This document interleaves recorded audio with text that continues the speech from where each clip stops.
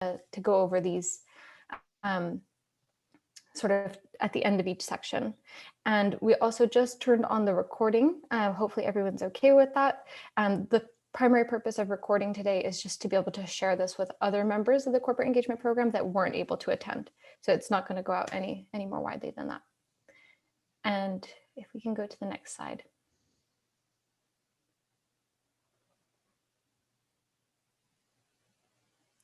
Great. So hopefully you all have seen a little bit about what this session is about. If not, we'll go over that really briefly. So by the end of today, we want to make sure that members of the corporate engagement program are better able to undertake both steps 1 and 2 as introduced in the guidance, particularly because these are the key sort of enablers for companies to be able to set science-based targets. And on our end, we want SBTN to be better able to provide updated guidance at the end of this year, both to the corporate engagement program and to the network more broadly. And we want that updated guidance to be based on a clear mandate from practitioners like you all about what is needed and what are the issues that you're grappling with.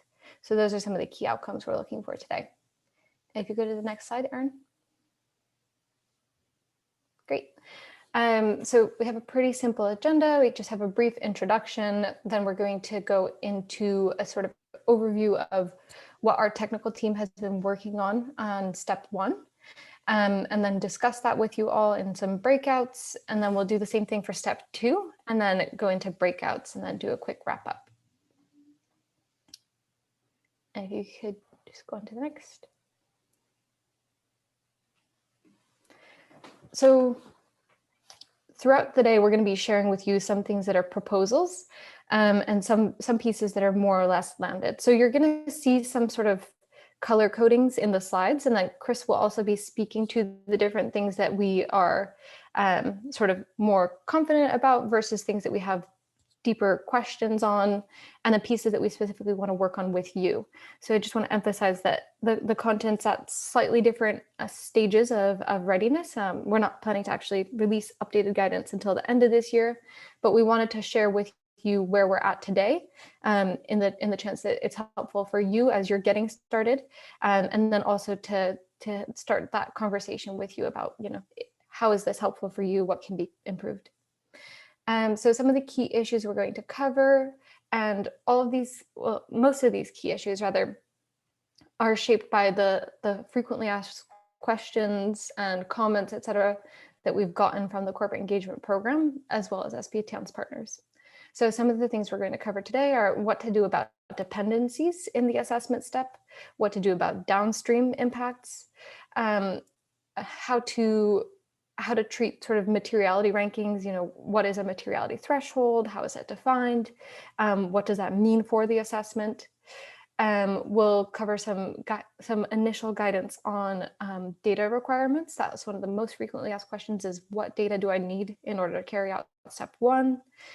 We've been trying to give that a bit of further thinking and have some proposals we want to test. We'll also cover some updates on how to do step 2, which is about prioritizing. And we'll introduce what we're calling a requirement or a rule around minimum target coverage, which will potentially be introduced in the updated guidance on step 2. So as I said, there's sort of a variety of information that's going to be presented today. Some things are sort of answers to your questions. Some things are general options for discussion. And then there are other pieces that are proposed options that are related to specific issues that you'd set targets on. So Chris will go over that a bit more in detail as we get further into the presentation. If you go to the next slide, please. Great. So this is a reminder, if you haven't seen this before, this is one of the central graphics from the initial guidance. This is one of the things that most people from SBTN talk about quite a lot, which is the different steps related to target setting. And so they follow this 5-step process, starting with assess, interpret and prioritize, measure, set and disclose, to action, and then tracking progress against targets. And then if you could go to the next slide, please, Erin. Our focus today is really just on steps 1 and 2. This is partially because one of the requirements for companies and consultants, coalitions joining the corporate engagement program is to get started on step one. So we want to make sure that you have the information you need on step one, and we're sharing with you how we've been thinking about it. And then step two to sort of give you that look ahead and also to test some of our initial thinking. In the background, our technical teams are working on the other steps, but this is just what we want to highlight with you today. If we could go, great. So now I'm going to pass over to Chris Weber. He's SBTM's technical director. Thanks, Sam. All right, so now we're going to go into first section talking about step one. If we can go forward to the next slide. And just to remind everyone, there are 3 subparts to step one. I think we've talked about this a few times now, so it should come as no surprise. Basically, step 1A consists of a sector level materiality assessment where you just do kind of a checkbox exercise to understand if you're in a certain sector, what are likely to be the most material issues for you. In step 1B, you start to gather data to confirm for your specific value chain that does or does not match the kind of sector average results, and determine which of the key issue areas are most relevant and what parts of your value chain are they most material in, upstream versus downstream versus your direct operations. Finally, in step 1C, there's kind of a company level refinement. Because step 1B is going to generally use model data, in step 1C, there's going to be some level of refinement, digging in a little bit deeper to those areas that were identified as the most material, to kind of come up with a final list of potential areas, both value chain components and places and issue areas that you're going to be setting targets on. So we're going to step through each one of these. For each one of these, we're going to first remind kind of what was in the initial guidance. And then we're going to talk about what are some of the key questions we've heard from all of you in the corporate engagement program in terms of trying to execute this, and some of the key proposals that we are making based on those questions that we've received. I think Sam mentioned this, but just to reiterate, an important point here is that we are not going into all of the new guidance that we are offering on step 1 and 2 right now. There's a lot there, and a 2-hour session was not going to be sufficient to do so. So we're also ensuring that we're going to be kind of presenting what we see as the kind of key updates that are in a longer memo and set of slides that you will be receiving in the very near term. And we're hoping to get kind of written feedback in addition to the initial thoughts that you have today. So don't feel like you have to have fully thought through reactions to all of this new content today. It's a lot to take in probably. This is mostly to kind of introduce it to you, gather some initial feedback, and then we'll be hopefully getting written feedback over time. So let's talk about step 1A. In each one of these steps or sub-steps, we're going to start with kind of, we've been told that it would be very helpful to have just a very high level overview of kind of what is the purpose of each of these kind of steps, and what do you do in it, what are the inputs and outputs to each step. So we're going to first talk about that, and then we'll go into kind of some of the key changes that we're proposing. I should say key updates. So again, in step 1A, this is talking at sector level, hoping to get the company to focus on what are the most important areas of impact for target setting. It's a rapid checkbox qualitative exercise to identify the relevant issue areas for your company. In terms of inputs, the only thing you need is what sector you're a part of, or if your company is kind of a conglomerate, like what sectors or industries that kind of constitute the main business lines of your company. And then the output you're going to get from this is just a checklist of potential issue areas for further assessment. So just to remind everyone what issue areas are, this means kind of all of the different environmental issues that are contained within SBTN, such as water use, ecosystems, GHG emissions, and so on. So on the next slide, let's take a look at what was in what was in the initial guidance, and what are some of the key questions we've received, and what are we doing about this. We'll be using the same format table throughout today to kind of see both what were some of the key features in the IG initial guidance, what are some of these key questions we've gotten, and I do want to really stress here, like, your feedback has been essential to us driving these updates. All of these updates are directly kind of corresponding to questions that we've gotten from all of you as you've been trying to kind of to start doing this process. So we really value all of that feedback, and again, it's all of these updates are directly related to it. So let me quickly step through kind of step 1A, what was in the IG. So again, this is a very simple step. It's a sector level assessment just using a sector code, basically the Global Industrial Classification System, or GICS. There's the materiality matrix that hopefully you're all very familiar with.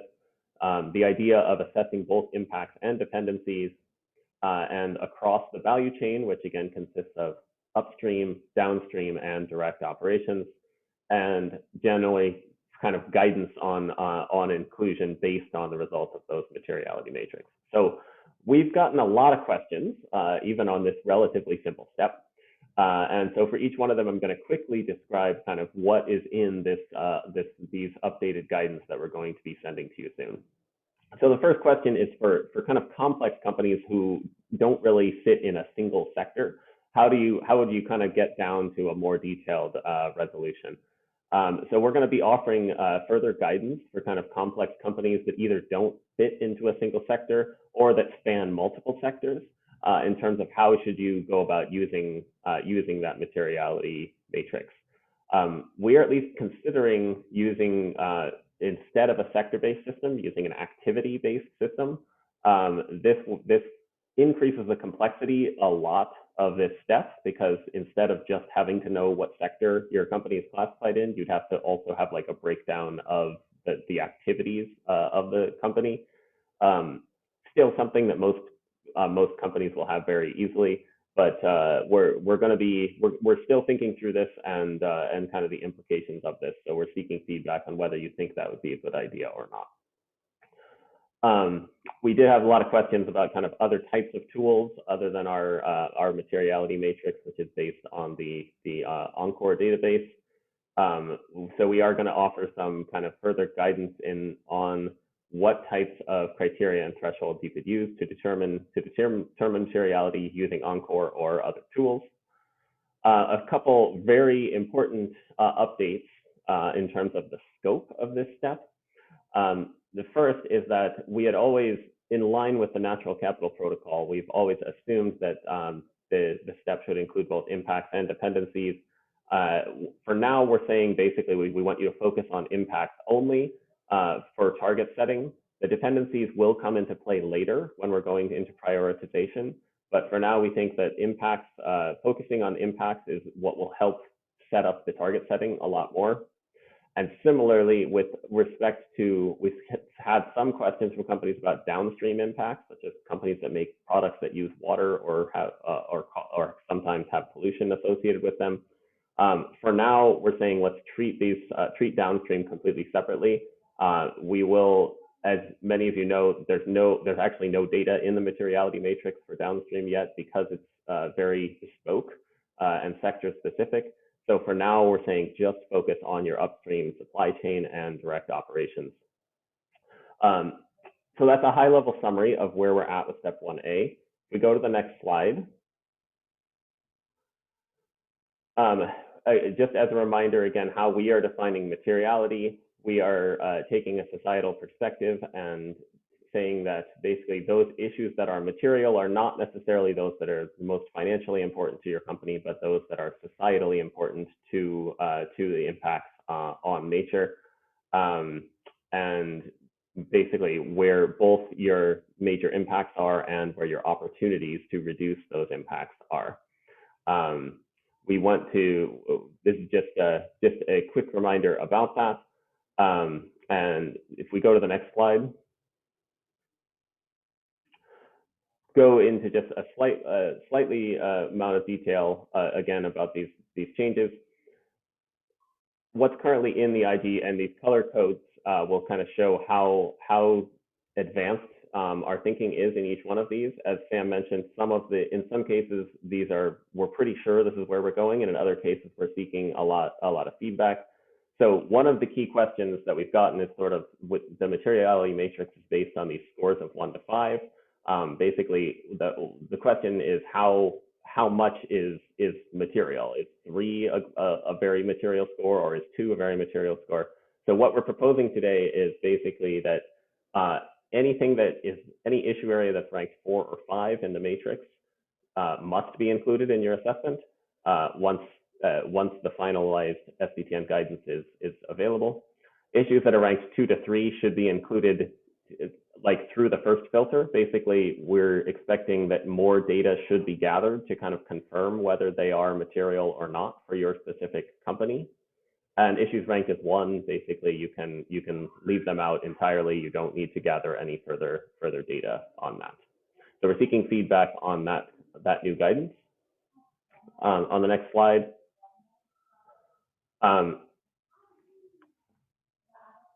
one other quick point I did mention on societal materiality is what's guiding us here. We also do expect that in some cases there are going to be issues where an issue or a specific part of your value chain is maybe financially material, but not societally material, relevant to other things. And in that case, we would basically say, go ahead and include that probably, because even if it's not societally material, meaning a major impact of your company, it's probably important for you to be including as well.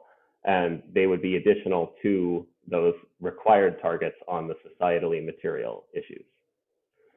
So if we go to the next slide, I think so now we're going to go to a question that we're seeking feedback.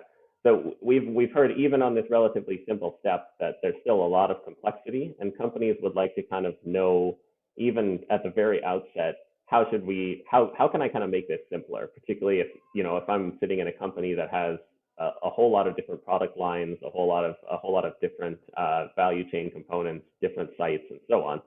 So one of the key things we're thinking through right now at this step is trying to come up with potential criteria that companies could use to simplify the process and focus in on what is going to be the key places that are going to move forward in the target setting process for further data gathering and then target setting. So a few key criteria we're considering, and then we're going to go to Menti. So get your phones or computers ready. A few criteria we're considering to try and help with simplifying this process a little bit. Criteria A, based on spend. Basically, if a certain amount of your spend is above a threshold, then you would include that. On factor B, similar, but with revenue instead of spend. Factor C, talking about kind of market share, like in places or commodities where a certain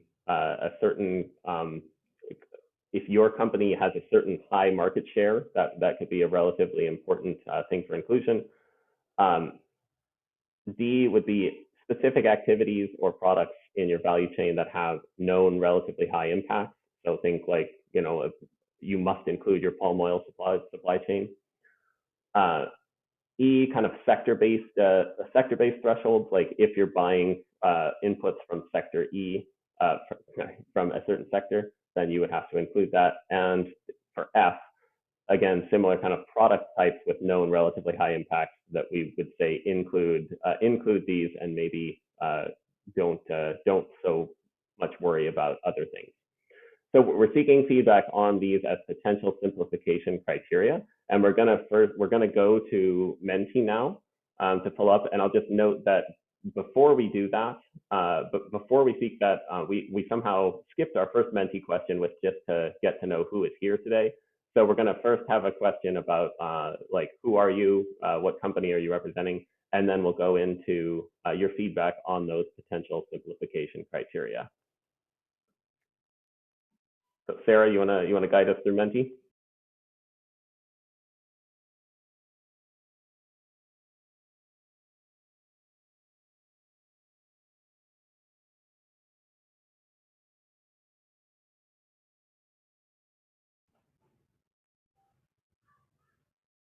Okay.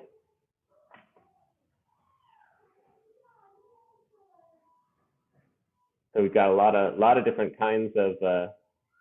Can somebody put the Menti code into the chat box, please? It kind of went. Oh, it's at the top of the screen right there. 78281561. All right. So we've got a lot of different sectors represented in different different types of companies in terms of consultancies and companies. So it's great to see. Thank you all for attending. And we'll give it 5 more seconds.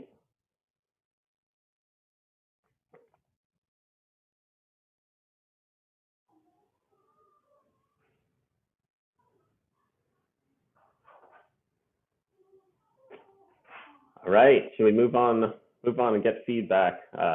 First we're gonna summarize this. Oh, interesting. We have so that's a higher level breakdown, so we can see exactly where everyone's coming from. If you don't know specifically, take your best guess at where your company fits in here.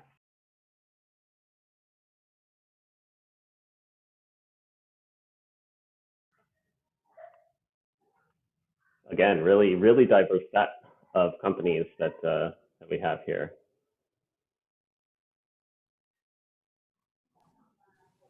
And if you're not able to find yourself in those sectors, that's why we're considering alternatives to GICS. Because these sectors follow the GICS classifications.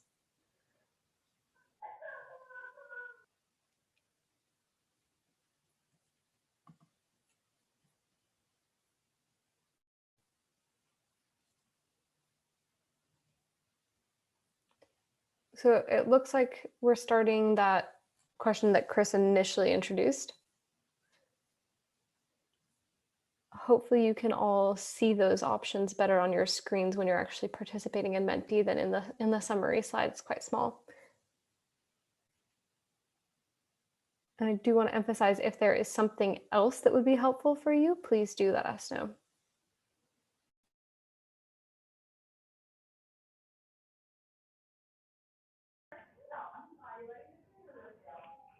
This is great. We're getting some pretty good vote of confidence on several of these options.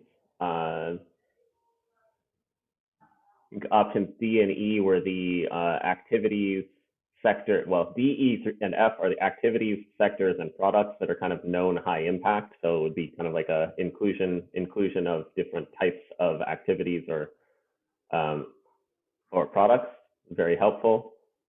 I'm seeing from the chat box volume, volumes, not just necessarily spend. That's another good alternative we could think about.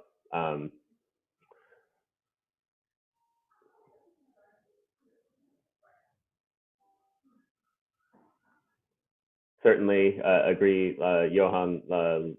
Location's obviously going to be very important as well. Where location-specific sourcing data is available. Has another vote that volumes would be better than spend. So definitely good to hear that. Okay, well this has been really helpful feedback. I think it seems like certainly something around D, E, or F, which would be sort of a high impact list type of activity would be very useful for people.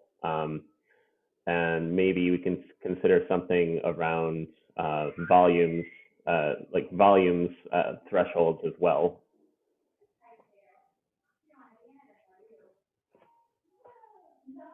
Okay, so can we go back to the slides?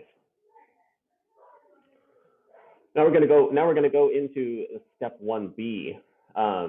So just to remind everyone again, step 1B is about understanding the relative significance of business activities by using kind of a hotspot type assessment to look across your value chain, figure out where the key issues and parts of your value chain are, and to identify data gaps. The company inputs here, we're going to talk about that in just a second in terms of the types of data that a company will have to use for this sub-step. but the outputs are going to be kind of a quantitative set of estimates on the impacts for issue areas. Again, at a very high level, using kind of hotspot type data to try to get a first tier estimate of the different places in your value chain and the different aspects of your business that you want to include. And please keep the comments coming. I'm trying to scan while talking, which is difficult, but it's very useful feedback. So if we go to the next step, again, we'll see this familiar table of what are some of the key questions we've received around step 1B, and what are the initial kind of further guidance that we're offering. So some of the key questions we've gotten are, first, kind of how should we go about collecting info on dependencies? Again, for now, at least in terms of target setting and kind of data gathering, we're focusing most, focus most on gathering impacts data rather than dependencies data. Dependencies data may come in, again, very importantly in terms of further steps down the line, but for now, focus on impacts. In terms of the downstream data, again, similar to 1A, we're saying let's try and treat the upstream value chain separately from the direct operations, separately from the downstream. We're going to give guidance on downstream later. And we just talked a little bit about some of the criteria we might be talking about upstream, and direct operations will obviously be kind of gathering data for your own operations. And in terms of the specific data that companies need to collect, we've gotten a lot of questions. What types of data do I need? What granularity of data? And so we're giving more prescriptive guidance now on the types and quality of data that we're expecting, noting that it's going to be very different, both for different parts of your value chain and for different sectors. Obviously, a retailer is just a very different business to analyze than a food products maker or a materials company. So noting that we're trying to deliver guidance that will be useful to all sectors with the appropriate level of nuance. If it hasn't been clear yet, the reason to not include dependencies anymore is that the dependencies are not necessarily going into the target setting framework. Dependencies are very important for understanding a business's overall relationship with natural capital and for understanding risks, but they're not necessarily that important for the types of targets that we're talking about in SDPN, which are reducing your impacts on nature and restoring and regenerating nature. They will be relevant, again, for figuring out where, like spatially, you might want to take action, but that's going to come later in step 4. And because of that, for now, we're saying focus most of your data gathering efforts on the impact side. And then the dependencies aspect, while it will be important for risk analysis and for prioritization, we're going to provide guidance on that later. So it's not to say that we're saying don't do dependencies, we're saying focus on impacts for now. Hopefully that's clear now. If we want to go to the next slide. So some further guidance that we're going to give on data quality. We're going to try to talk about a standard principle on using primary versus secondary data in general. And again, noting that there's going to be nuance depending on what sector and part of the value chain you sit in. In general, we're going to hope that as much primary data as possible can be gathered for issue areas that have higher materiality. And for issues that have lower materiality, secondary data is basically going to be good enough. Of course, and again, because of the nuance of different types of companies, it's not always going to be possible to gather primary data.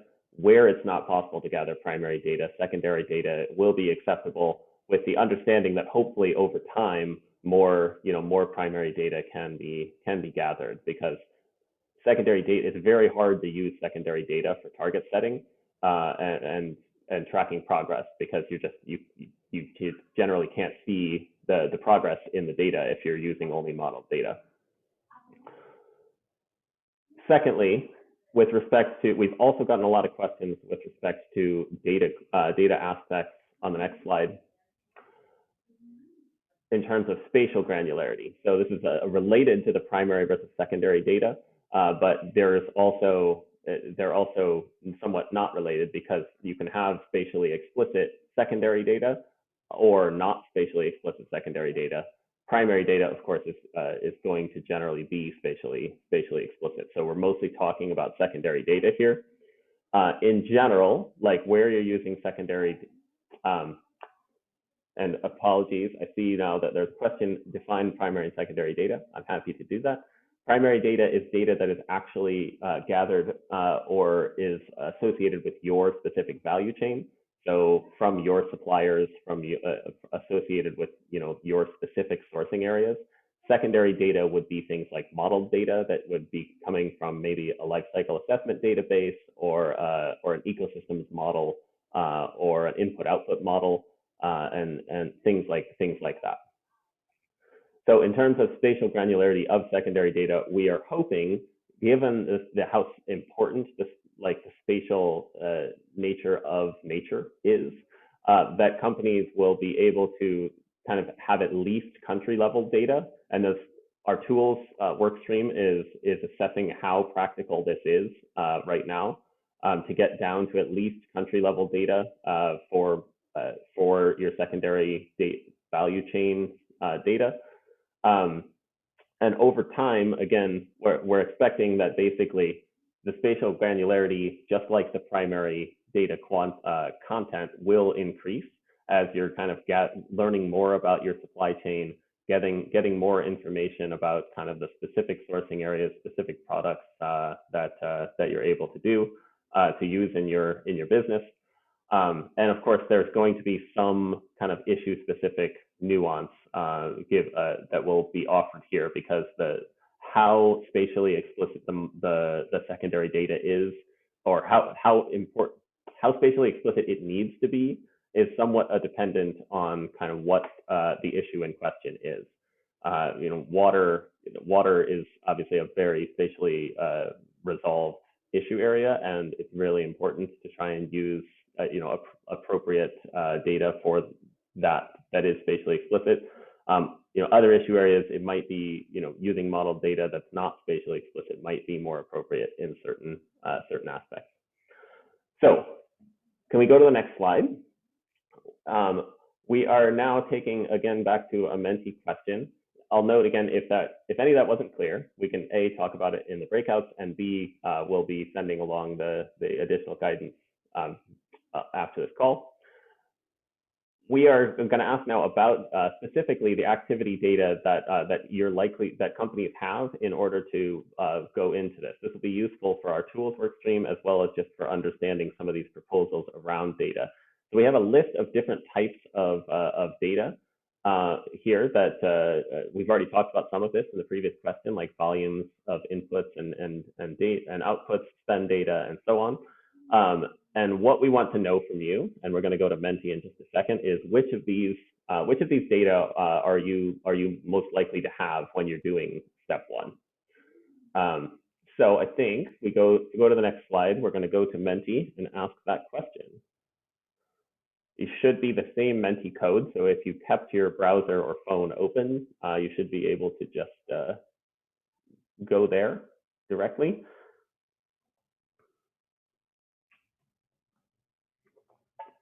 And again, the question is, what type of data are companies in your sector, recognizing this is sector explicit, likely to have when you're doing this assessment?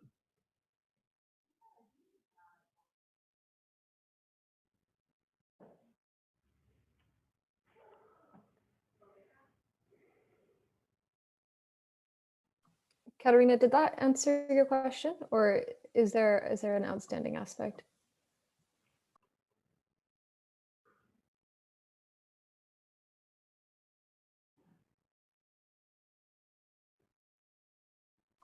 I'll take that as a yes. And then Chris, after this, we had still outstanding. Could you just verbalize it? Yes, what do you mean with list of physical activities? Do you just mean our impact, like, I don't know, operation-wise, or what do we understand with list of physical activities? Sorry, maybe this is really clear to the others, but.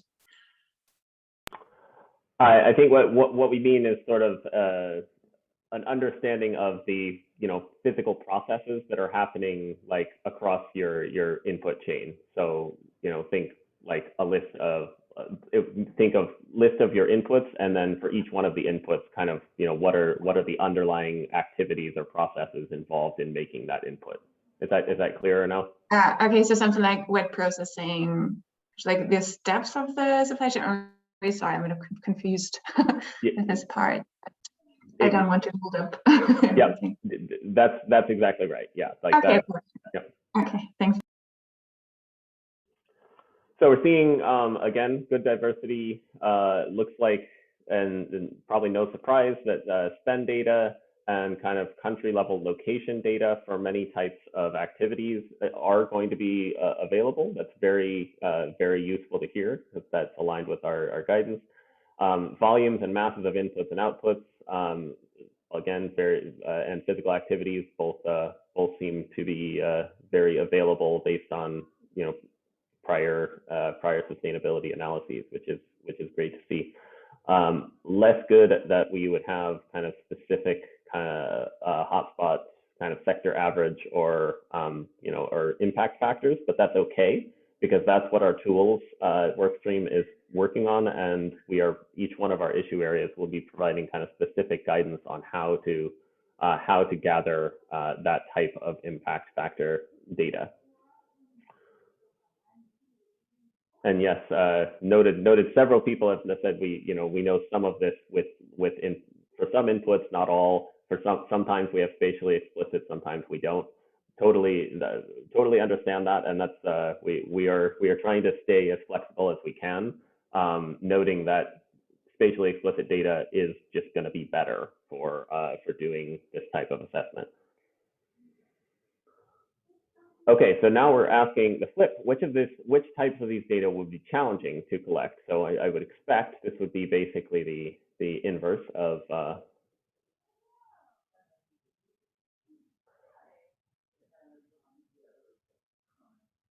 what we had before.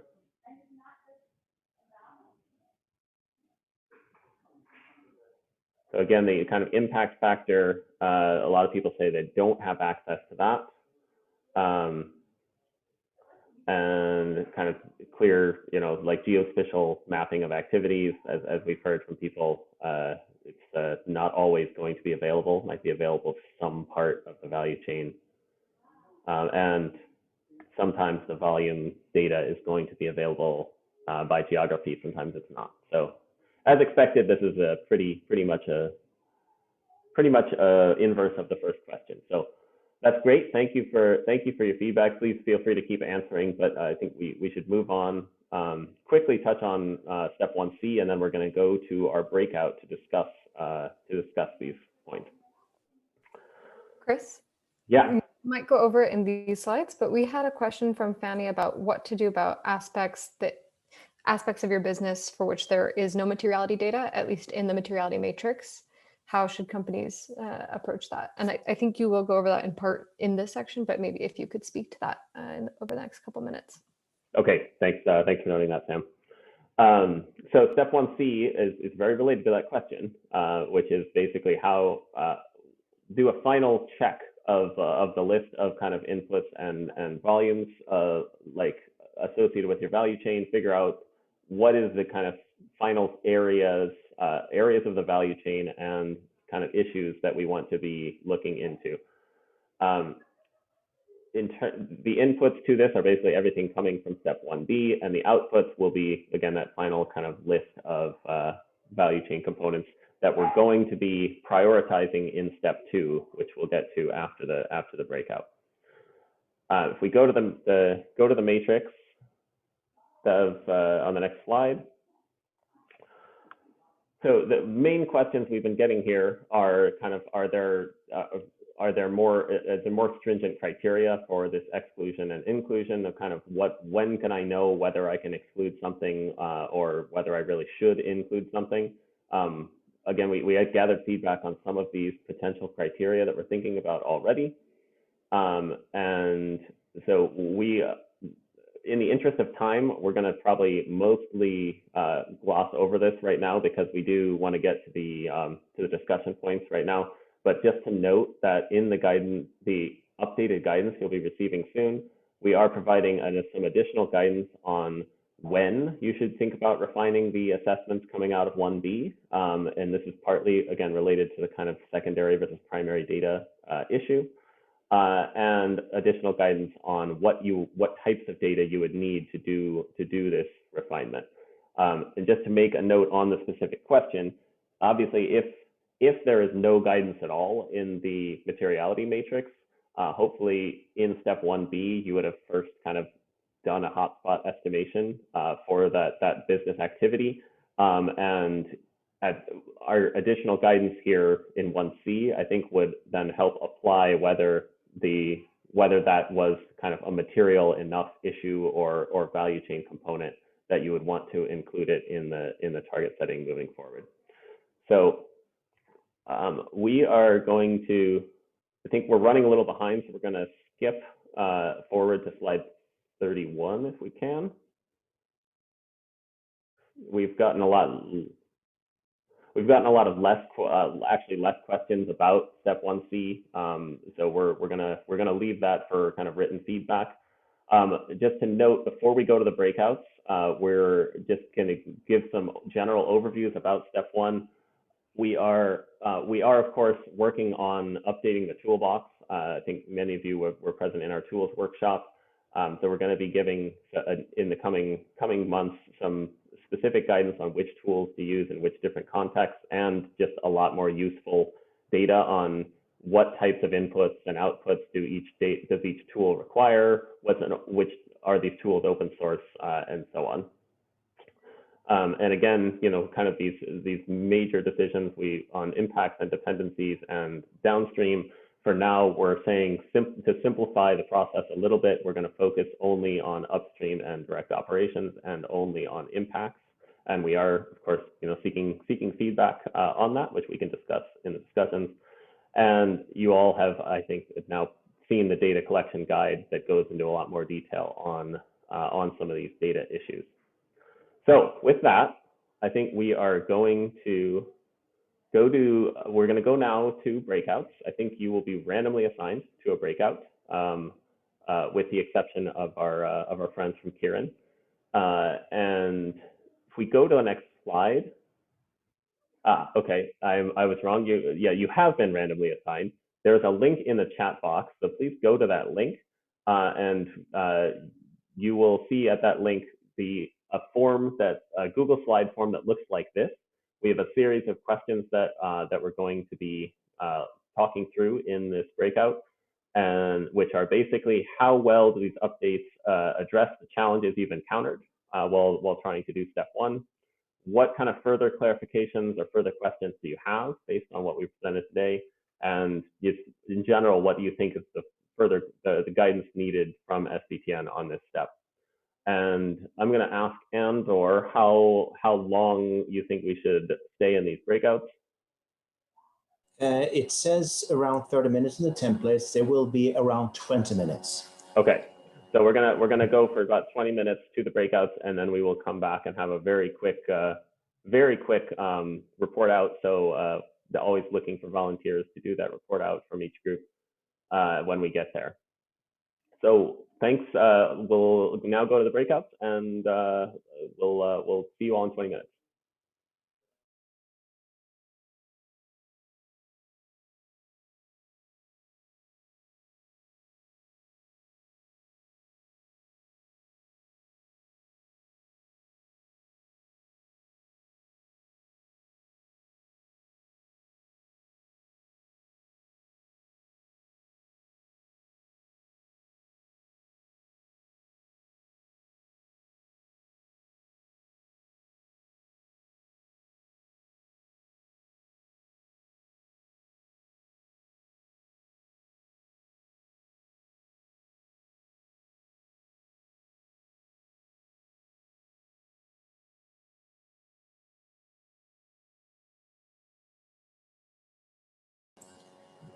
And for the ones of you that have not seen which breakout room you're invited to.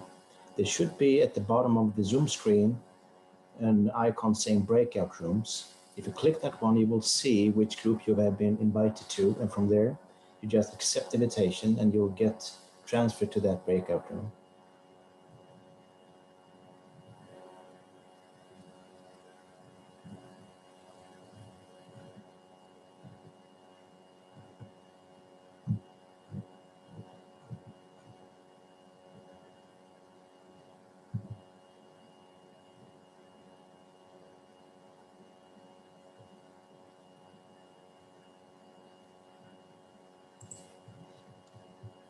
So Johan, Tristan, Josephine, Bourgeois, and so on.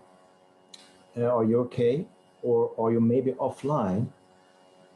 If you are online, please check the breakout room icon at the bottom of the screen. Click that one. Or if you can't see it because the screen is too small, click the 3 small dots to the right. You will get to the breakout room button anyway. And from there, you will get to the breakout you're invited to.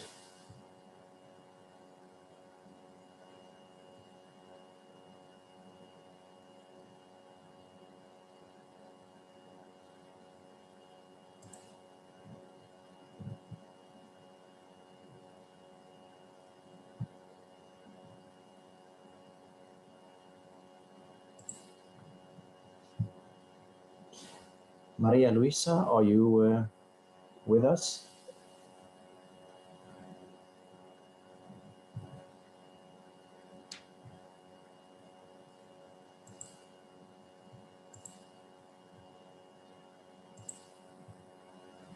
Boucheron Sylvain, are you with us?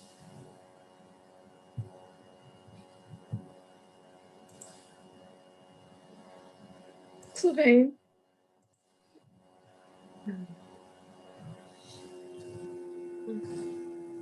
Andrew, can you put me in a room? I can. Yeah. Any room.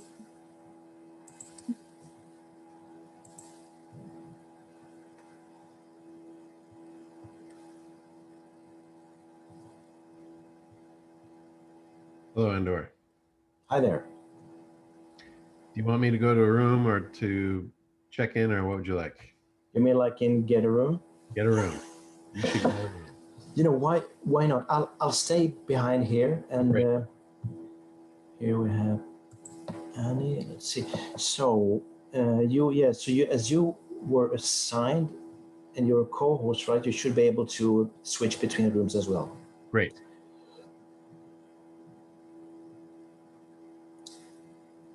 Okay, see you in a bit. Cool. And Andor, we're targeting like 9:10 to 9:15, somewhere in there. No, so what I've done now, I changed and updated the spreadsheet. Great. Turned the timing to red to illustrate where we are. Great. And we should go to, yes, 9:10. Okay, very good. Thank you. Cool.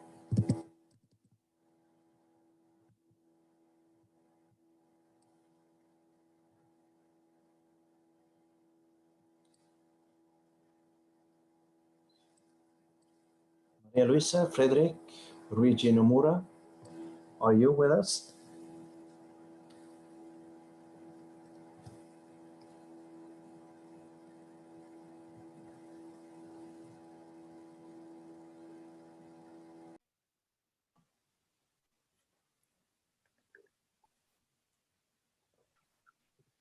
So even though we had that 2-minute countdown, we still managed to go over time. Sorry, Stephanie, you were just in the middle of a good suggestion. No worries.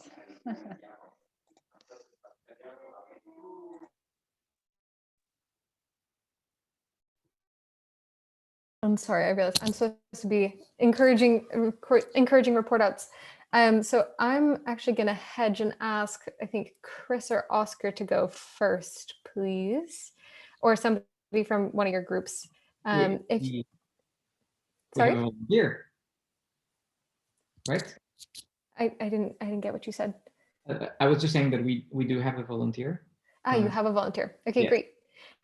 So is someone from the SBTN team going to share screens for all of the breakout presentations? We'll just share verbally. 5 minutes, no more highlights from all Got it. groups. Okay, great. Just verbal share. Oscar, take it away. No, I'm gonna invite Joanna to do this. Hi. So we have. I don't know if you want me to read the questions, but so how well would the updates address the challenges? We talked about some other things that were needed still. We mentioned that for activities based rather than sector based approach would be really helpful. We discussed a bit about value chain or land-based assessments as well. We talked about there's some confusion about the concepts adopted in SBTN and that are not necessarily the same as IPBES. And that creates a bit of confusion in terms of drivers, pressures, and so on, and even the categories. We also talked in terms of, should I go through all 3 questions? No, Sorry. I guess because we don't have that much time, just like Okay. what would be your one more main takeaway of the other? Yeah, so how to incorporate the downstream impacts and the no regret actions that are happening today already in this initial phase as well. Yeah, so I would just leave it here, or should I continue? I think that's very representative. Thank you. Okay. All right, and I think why don't we go forward with group 2 then? And we also were fortunate to have a volunteer. Bauke, do you wanna quickly summarize our group? Yes, definitely. So Bauk from Corbion.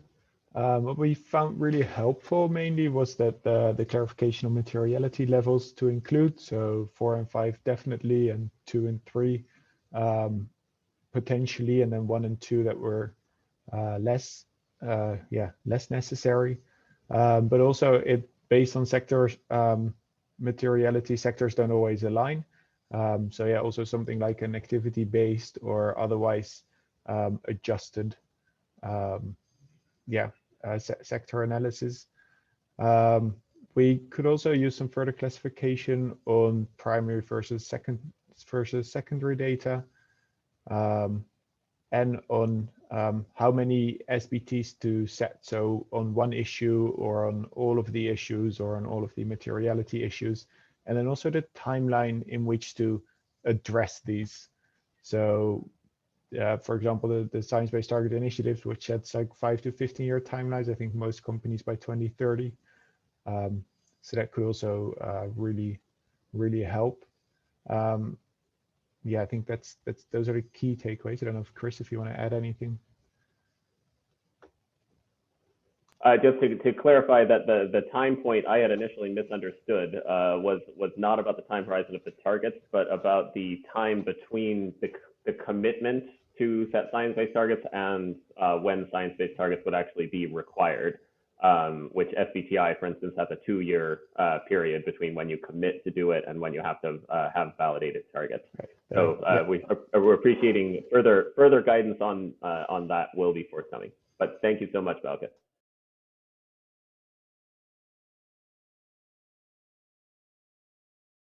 So I'm not sure we have a volunteer for my group. So I guess I can do a quick report out, and then if anyone from our group wants to add to that, I welcome it. So we similarly had a bit of a conversation around the sector classification, a lot of suggestions on other schemes to look at, which is really helpful for our teams. There was some initial conversation around the fact that some companies haven't gotten started yet because they are unsure about what the final guidance from SBTN on how to do step 1 will look like, which was helpful to know. And also some requests to have longer time to sit with what we proposed today in order to say whether or not this is actually helpful, which fully understood. You'll get this afterwards, and we'll look forward to more feedback then. Just revisiting my notes, sorry, one second. some mixed feelings on whether or not the new set of sort of prioritization criteria introduced in between step 1A and step 1B were helpful. Some companies said it was, others not sure, and then some recommendations at the end to actually have. Well, we can go over this at a different point, but to for SBTN to actually link towards sector-specific roundtables and learning sessions so that companies can work with similar companies on this sort of assessment and target setting. And then Sarah, since you are our note taker, do you want to add anything, or anybody else from our group want to highlight pieces from the breakout discussion? Yeah, I had the question whether it's possible to start with one commodity if you have several commodities or several supply chains while you're still waiting for full transparency or full data collection for other parts of the supply chain or for entire supply chains, just to get started somehow. Thank you, Katarina. That was a very good point. I'm sorry I missed that.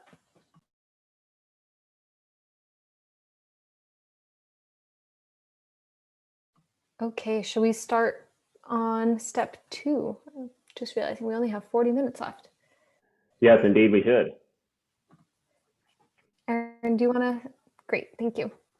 So thanks, Sam. So thanks so much for all of the feedback on step 1. We're now going to venture into step 2, which of course is a step that is not required within the first year like step 1. But that is tightly connected to step 1. So we wanted to kind of jointly consider all of the changes that were and kind of updates that were being proposed for step 1 and how they would influence what's going to happen in step 2 on prioritization. So if we go to the next slide, and I apologize that I'm going to have to go somewhat quick so that we can get to the breakout discussions in time. Reminder, what is step 2 all about? It's basically, if step 1 is about data gathering and kind of figuring out what are the material issues, step 2 is then about narrowing down the scope to figure out where within your value chain for each issue area are you going to try and kind of do the real baseline measurement in step 3 and target setting and action in step 4. So this step is necessary for 2 key reasons, and I think this echoes a lot of what at least we heard in my group. First, companies can't take action on everything all at once. There's kind of feasibility limitations to covering an entire value chain. And 2, from a kind of societal and environmental perspective, some impacts and some places are more critical to address quickly than others.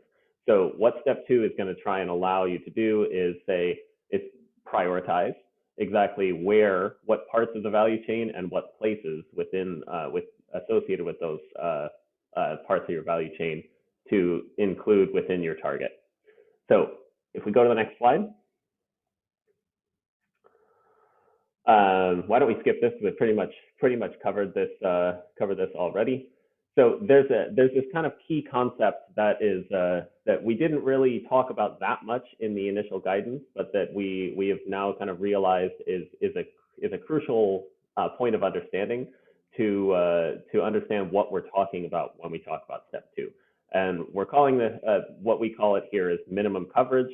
You might also hear it referred to as the target boundary. This basically means, like, if you have the total list of potential impacts coming out of step 1, how much of that total list of impacts do you have to include within your target? So an easy example to hopefully understand, many of you have science-based targets for climate. SBTI has these 2 different criteria on target, what's called the target boundary, that basically for your direct operations, scopes 1 and 2, you have to cover at least 95% of the emissions associated with your business. And where the value chain is relevant, because the value chain is not always relevant. Some companies are almost all direct operations. 2/3 or 66% of scope 3 GHG emissions have to be covered. So it's a combination of basically all of your direct operations, or the vast majority, and 2/3 of the value chain needs to be within the target boundary. And importantly, which is the difference between climate and nature, there's kind of this idea of assumed fungibility of all of the scope 3 categories and all the places within the value chain. So like because climate emissions are not primarily spatial in nature, basically a ton of GHGs emitted in, say, producing your raw materials versus processing those materials versus, the manufacturing step, those are all treated exactly the same. They all count as 1 ton. That is not going to be the same for nature because there's not that same kind of fungibility of different places within, which is why we'll see in a second how our target boundary or minimum coverage rules are likely to be different. Just as a quick reminder, these minimum coverage rules we're going to be discussing here are only talking about the future, where we're actually setting science-based targets and having validated targets that a company could say, I have a science-based target for nature, or I have a science-based target for water. During the road testing phase, we are not expecting that any companies will have to use these minimum coverage rules, but because we're going to be road testing the methods at the same time we're developing these kind of validation criteria, we want to get your feedback on it now. Go to the next slide. So in the initial guidance, we were fairly general about how this idea of kind of prioritization or minimum coverage would work. We essentially just listed a whole list of factors that you might consider as to whether a certain part of your value chain or a certain input would be a crucial part of your target. You see all them listed over here, kind of how important is that location to the total impact of your company? What's the state of nature in that place? So is it a water scarce basin, or is it an area of particular biodiversity significance? How important is your business to that state of nature in that place? Like, are you the only operator that is impacting that place, or are you one of dozens of different businesses that are operating there? Things like needs and capacity of local stakeholders, local governance, all of the policy environment, all of these are really important to kind of figure out where a company might want to include and take action. So what we are now going to be providing guidance on, that you'll see in much more detail when you receive it, is kind of a bit more prescriptive guidance on how this prioritization will look, and a specific kind of nuanced point that I think we will admit we did not make in the initial guidance that will hopefully clarify this whole step a lot more, which is essentially trying to split prioritization into kind of prioritizing what to include in your target boundary in the first part in step 2, and prioritizing where to take action in step 4. And so if we go to the next slide, we'll hopefully clarify this a little bit more. What we realized is that this list of kind of seven factors, while they are all very relevant, they probably need to be applied at different times. Factors A and B, kind of how important a certain value chain component or a certain place is to the company's overall impacts, and what's the state of nature in that place. Again, is it a biodiversity important area or not? Is it a water scarce area or not? Those are going to be very important for this idea of minimum coverage, like what needs to be included in the target boundary. The other factors, I think, are of much more importance to taking action. They're going to be criteria that help the company determine where is it most relevant for me to try to take these reduction or restoration actions that I'm going to be taking in step 4. Or in other words, these are criteria that are more useful for figuring out how to meet your target, whereas the first 2 factors are more important to determine what to include in the target itself. And if we go to the next slide, this will hopefully be even more clear with a visual diagram. So think about this as kind of the y-axis being coming out of step 1. You're going to have a lot of data that sort of sums up all across your value chain, like what different sites or what different inputs are causing the impacts that you're having throughout your entire value chain.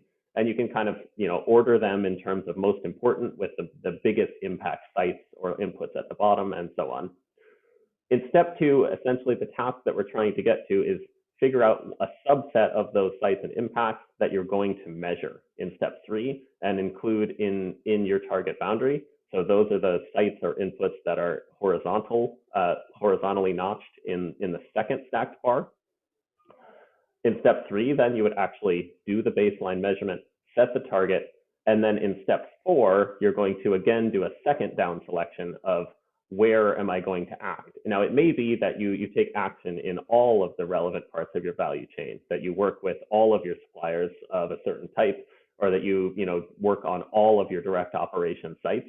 But that might also not be the case. It might be the case that it's more, you figure out that it's more important for you to take action in a certain site, or that it's easier for you to take action in a certain site because some important enabling conditions exist there, such as, again, the policy environment, or your supplier relationship there is stronger than it is in site 2. So anything you see there in the crosshatch is basically the subset, an additional subset of sites then that you would be choosing to kind of do the actions you're going to need to meet the target. So in summary, what we're proposing is this kind of 2-tier prioritization, where in the first case, you use factors A and B in order to set your target boundary. And in the second case, you use all those other factors that are kind of the enabling conditions for action on where you want to go set action, take action. I'm just seeing a question went away, so we will take our time.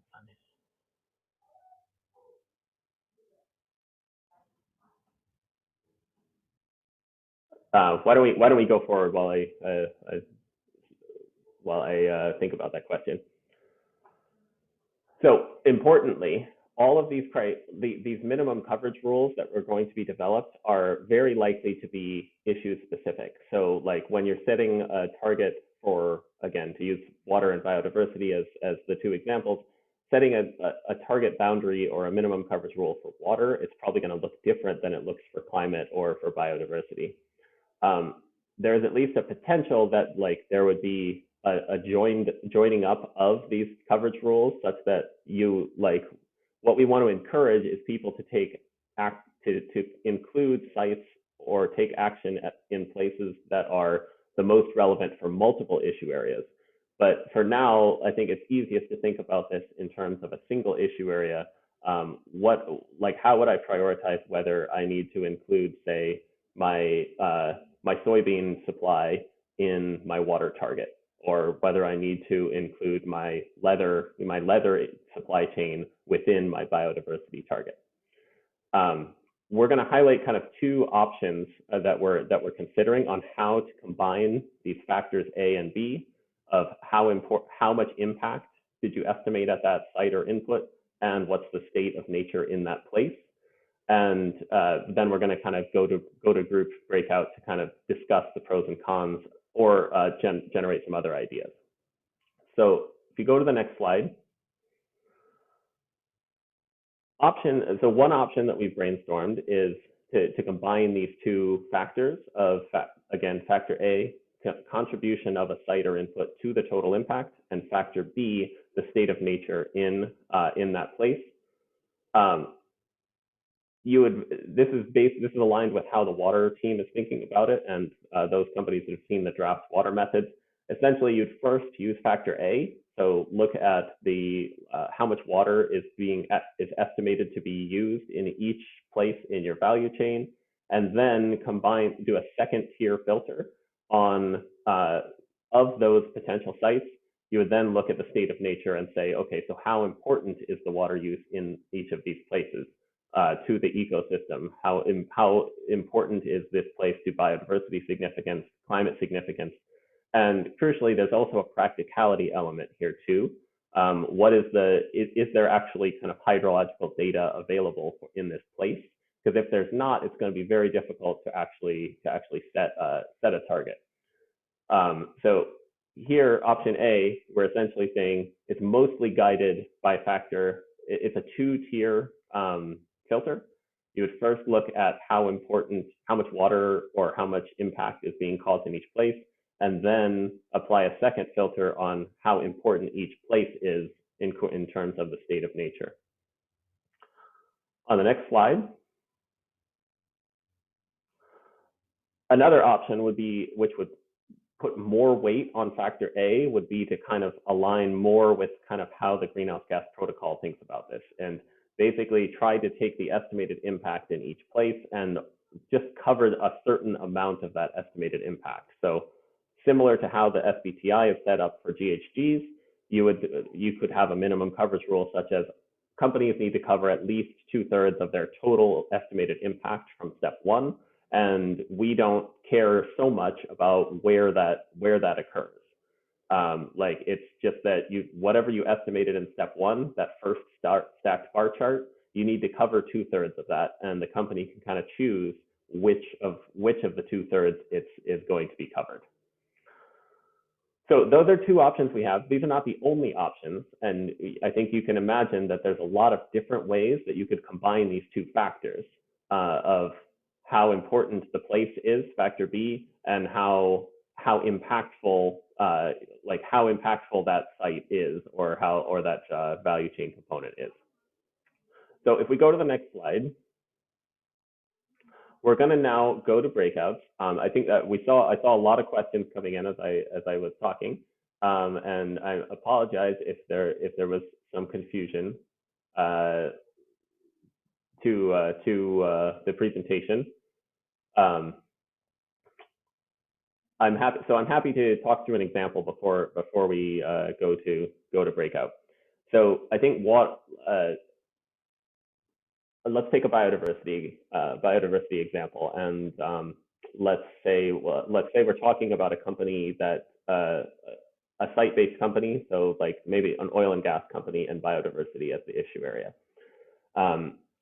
In step 1, the company would look at, say, their 20 different sites that they operate around the world, and they would have an estimate of how much biodiversity impact they're having in each one of those 20 sites. In step 2, then they would kind of take that estimated impact, again, that kind of stacked bar chart, and then sort of say, how can I combine that estimated impact data with data on how important each one of these places are? So it might be that of those 20 sites that the company is operating in, 5 of them are in particularly biodiversity relevant areas, and 15 of them are not. So the rule could be a combination of how important are those 5 sites. You could include definitely those 5 sites that are of particular biodiversity importance, and then of the other 15 sites, you will need to include a certain amount of them to get to, say, 66% of your total impact based on the estimates. Hopefully that's a little bit clearer, but if it's not, we can clarify even further as we go into the breakout groups. The questions that we're going to be covering in the breakout groups are first kind of, how, if you've had to do this in the past for, let's say we can include climate, but climate is somewhat different. Like if you've had to prioritize across different sites, different value chain areas for different issues, they don't even have to be environmental issues, maybe social issues as well. How have you kind of figured out where to prioritize within your value chain? Of the factors that we discussed, which of these do you kind of see as most important for prioritizing within your value chain? And do you think it varies by issue area? Should it be done differently for water than for biodiversity than for climate? Or should we try and have one single method for prioritization across all of the issue areas? Finally, what other feedback do you have on kind of the options that we've discussed here? And again, if you're not clear, we're happy to spend a couple minutes at the start of the breakout in trying to clarify. So, Andor, how long are we going to spend in these breakouts? 15, 16 minutes. But you have been training for this 50 minutes ago, so you'll probably manage. Here's the link again to the templates you are going to choose, and I'll invite you now, and you will see which group you're invited to, and then you pick that template. So here we go.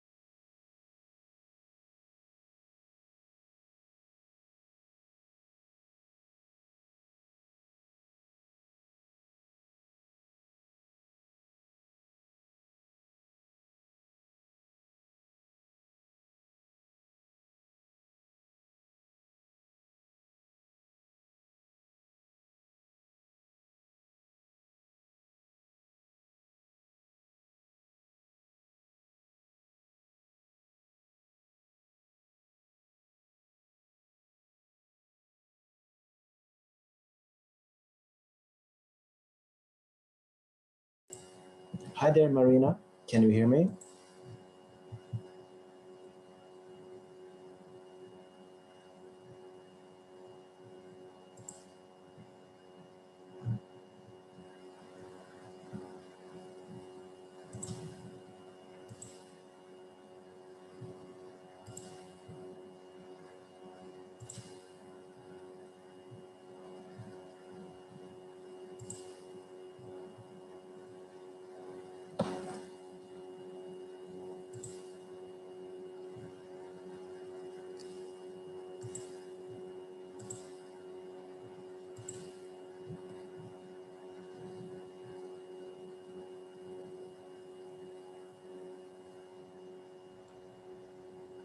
Andor, Hi there. should we pause the recording? Come again? Oh, yes, we are. It's like a blinking light. How do you get blindsided by it? I don't know. I didn't notice. All right, and then Chris or Oscar, do you want to start us off with your, or do you have a volunteer? I did not secure a volunteer this time, but I can quickly summarize what we heard. I think in general, we had heard from a couple of people that they liked the idea of being more proactive about prioritization and having a more science-based approach, because in general, in the past, prioritization was often driven in a reactive manner from kind of stakeholder processes and so on. So general idea like was popular. I think in general, we heard that issue-specific nuance is important, and that, you know, where people have tried to do this with different issues, it showed that maybe having issue-specific boundaries or coverage rules is going to be needed. But that said, it was also highlighted that it would be very useful to have a standardized process that can be kind of tailored for each issue area, so that when the companies are going through it, it will be a standard approach that might have a few different flavors.